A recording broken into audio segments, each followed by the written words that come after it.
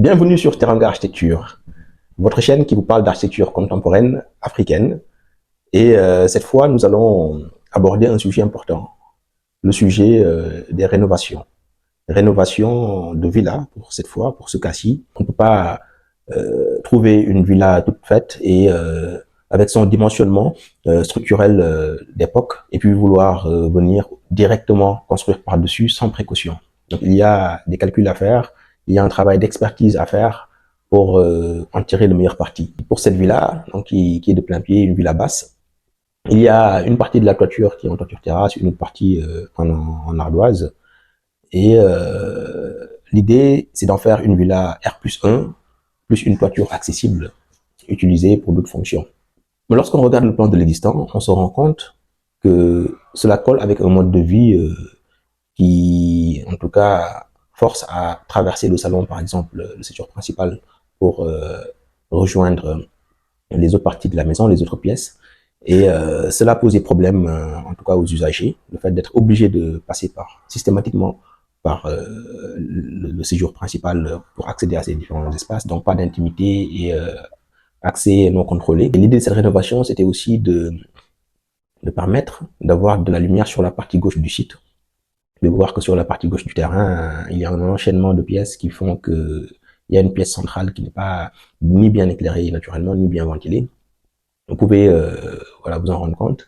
Et puis, vous voyez aussi que le charme de cette villa, c'est le fait de pouvoir disposer d'un jardin avant et d'un jardin arrière. Donc, le tout relié par une galerie qui fait le tour de la maison par la droite, un contournement par la droite.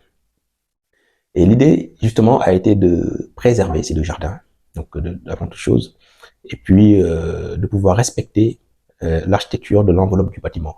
Pour maximiser tout ce qui est éclairage naturel et lumière naturelle et avoir un séjour de bonne dimension, nous avons démoli la chambre qui se trouvait à l'arrière du séjour d'origine et aussi la cuisine qui était juste à côté de la chambre pour réunir tout cet espace, ancien séjour, chambre, cuisine, en une seule pièce qui devient un grand séjour, traversant avec une ventilation naturelle pour le confort d'été et beaucoup de lumière naturelle, avec deux vérandas avant et arrière qui ont été non seulement maintenues, mais élargies. Et sur la partie droite de la parcelle, nous avions deux petites chambres.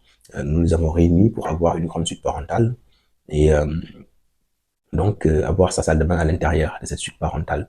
Donc voilà un peu l'option qui a été retenue au rez-de-chaussée. Vous voyez qu'il y a une certaine fluidité, donc un axe central de circulation. Et sur la partie gauche, où il n'y avait pas assez d'éclairage naturel, nous avons créé un nouveau patio et nous y avons déplacé la cuisine pour que cette cuisine, là aussi, soit isolée de la partie de la maison où on ne souhaite avoir ni bruit ni odeur. Donc là aussi, très important. Donc on a une bande de service que vous voyez ici, donc avec deux patios qui encadrent la cuisine, un débarras, cellier et une salle de bain voilà, extérieure. Voilà un peu l'organisation du rez-de-chaussée. Lorsque nous allons au premier étage, nous avons un petit salon déjà voilà, secondaire, donc, dès l'arrivée au niveau du palier. Il y a une séparation là aussi possible entre le palier de l'escalier et la desserte de cet étage-là, du premier étage. Vous avez un WC visiteur et une terrasse tout en haut donc, du plan.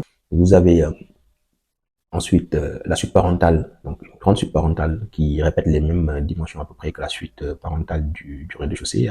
Donc avec une très grande longueur là aussi, ventilation traversante, beaucoup de lumière naturelle, avec une grande salle de bain de la dimension d'une petite chambre, comportant un jacuzzi entre autres. Donc très confortable, WC séparé donc de la salle de bain, là aussi du haut standing, et un dressing là aussi tout à fait indépendant, avec un skydome pour faire entrer le maximum de lumière naturelle possible. Donc bien voir les couleurs lorsqu'on choisit ses vêtements.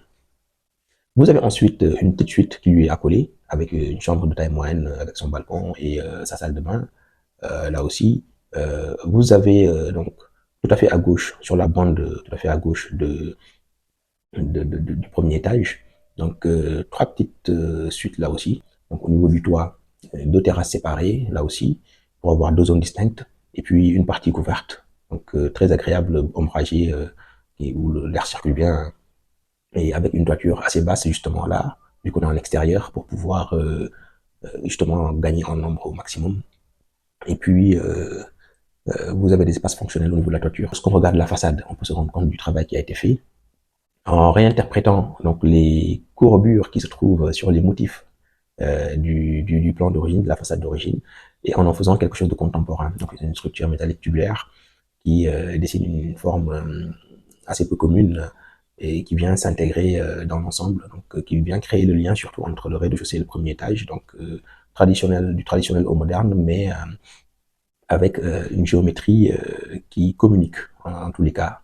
Et voilà un peu cet élément qui vient non seulement servir d'élément de design, mais de brise-soleil, donc protection solaire et aussi protection visuelle surtout. Donc ça crée plus d'intimité vu qu'on a des balcons un peu qui sont ouverts sur la rue. Ça vient créer un filtre supplémentaire pour créer de l'intimité lorsqu'on se trouve dans la chambre ou dans les balcons. Donc voilà un peu comment cela a été travaillé.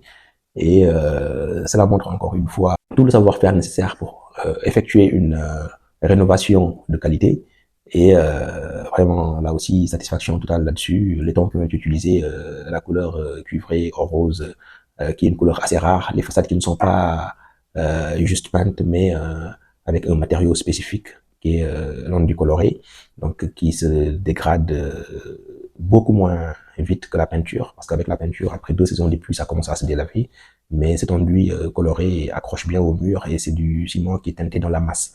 Donc là aussi, très grande durabilité des revêtements et voilà, de la pierre naturelle, là aussi positionnée de façon intelligente. Nous vous remercions encore une fois de votre attention. Nous sommes là pour partager avec vous plein d'idées, donc comme celle-ci. N'hésitez pas à commenter, poser vos questions, à nous consulter aussi sur teranga.architecture@gmail.com, notre adresse email. Et puis, nous vous disons à très bientôt.